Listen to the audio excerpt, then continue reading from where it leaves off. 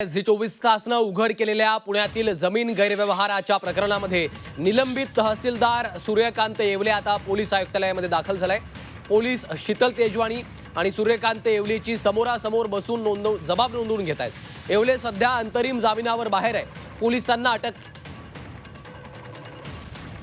एक महत्त्वाची अपडेट आपण पाहतोय। येवले आता पुण्यातील निलंबित तहसीलदार आहेत। पुणे जमीन गैरव्यवहाराच्या प्रकरणात निलंबित तहसीलदार सूर्यकांत येवले पोलीस आयुक्तालयामध्ये सध्या दाखल झाल्याची माहिती आहे।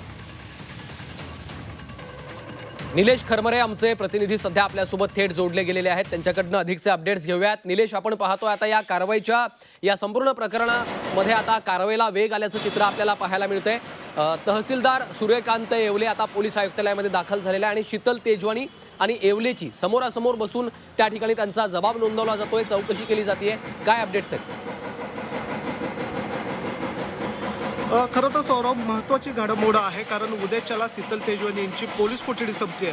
त्याआधी पोलिसांचे चौकशी सत्र आहे ते आता या ठिकाणी सुरू झालेलं आपल्याला पाहायला मिळतंय। कारण उद्या शीतल तेजवानी यांना पुन्हा एकदा कोर्टात हजर केलं जाईल। मात्र त्याआधी या ठिकाणी आता शीतल तेजवानी आणि निलंबित सूर्यकांत येवले जे तहसीलदार आहेत त्यांची या ठिकाणी आता चौकशी सुरू असल्याचं आपल्याला पाहायला मिळत आहे। आर्थिक गुन्हे शाखेचे वरिष्ठ अधिकारी जे आहेत ते एकाच केबिनमध्ये बसून या ठिकाणी त्यांची चौकशी करत असल्याचं या ठिकाणी पाहायला मिळत आहे। खरं तर सकाळी शीतल तेजवानी यांना चौकशीसाठी आयुक्तालयात आणलं होतं। त्यानंतर 2 तासानंतर या ठिकाणी आता निलंबित तहसीलदार जे आहेत सूर्यकांत येवले ते सुद्धा या ठिकाणी दाखल झालेले आहेत। आता त्यांची दोघांची जी स्टेटमेंट आहे ते समोरासमोर बसून या ठिकाणी घेणार असल्याची माहिती जी आहे ते सूत्रांकडून मिळते। मात्र या ठिकाणी आपण जर बघितलं तर पुण्यातील आर्थिक गुन्हे शाखा जी आहे त्या आर्थिक गुन्हे शाखेमध्ये आता वरिष्ठ पोलीस अधिकारी जे आहेत ते आता सूर्यकांत येवले आणि शीतल तेजवानी यांचं दोघांचंही स्टेटमेंट या ठिकाणी घेत आहेत। एवढंच नाही तर काही चौकशी सुद्धा या ठिकाणी केली जात आहेत। खरं तर उद्याच्याला शीतल तेजवानी यांची पोलीस कोठडी जी आहे ती संपते।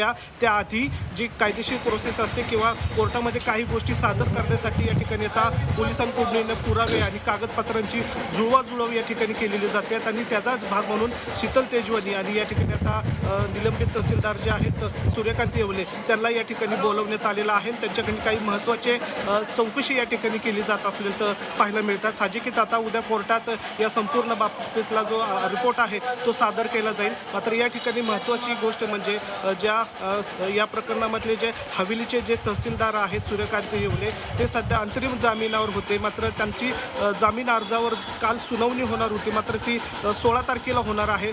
त्यापूर्वी या ठिकाणी आता आर्थिक गुन्हे शाखेकडूनही सूर्यकांत येवले यांचीही या ठिकाणी चौकशी जी आहे ती केली जाते। अर्थात ते ज्यावेळेस या ठिकाणी दाखल झाले त्यांच्यासोबत काही कागदपत्र सुद्धा होते, त्यामुळे या ठिकाणी आता आर्थिक गुन्हे शाखेच्या पोलिसांनी काही महत्त्वाची कागदपत्रे जे आहेत ते सूर्यकांत येवले यांच्याकडनी पण मागवण्याची शक्यता आहे। कारण ज्यावेळेस ते आले त्यावेळेस त्यांच्यासोबत अनेक डॉक्युमेंट्स या ठिकाणी होते आणि या ठिकाणी आता आर्थिक गुन्हे शाखेचे वरिष्ठ अधिकारी जे आहेत ते दोघांचे स्टेटमेंट या ठिकाणी घेत असल्याचं या ठिकाणी आपल्याला पाहायला मिळत आहेत। या दोघांच्या स्टेटमेंटमध्ये काही महत्त्वाचे धागेदोरेही समोर येण्याची शक्यता आहे। कारण पोलीस जे आहेत ते पोलीस या ठिकाणी सखोल चौकशी करतात। एवढंच नाही तर आज कदाचित संध्याकाळपर्यंत या अमेडी कंपनीचे भागीदार जे असलेले दिग्विजय पाटील आहेत ते सुद्धा या ठिकाणी हजर राहण्याची शक्यता आहे। त्यामुळे आता पोलीस जे आहेत ते शीतल तेजवानी असतील, तहसीलदार सूर्यकांत येवले असतील आणि अमेडिया कंपनीचे भागीदार दिग्विजय पाटील यांचीही सुद्धा चौकशी होण्याची शक्यता आहे। या तिघांची चौकशी जी आहे ती आज होण्याची शक्यता आहे। दोघांची तर चौकशी या ठिकाणी सुरूच आहे। आता पाहावं लागेल की आता दिग्विजय पाटील हे किती वाजेपर्यंत पोलिसांसमोर हजर राहतील आणि त्यांची स्टेटमेंट काय घेतलं जातील। मात्र या ठिकाणी आता जर बघितलं तर शीतल तेजवानी आणि सूर्यकांत येवले हे एकाच केबिनमध्ये बसून वरिष्ठ अधिकारी जे आहेत ते त्यांची या ठिकाणी चौकशी करत असल्याचं पाहायला मिळतंय। सौरभ, निश्चितच निलेश, आपण पाहतोय आजच्या चौकशीमध्ये दिग्विजय पाटील यांना बोलावण्यात आलेलं आहे, त्यामुळे ते देखील चौकशीला हजर राहतात का हे पाहावं लागेल।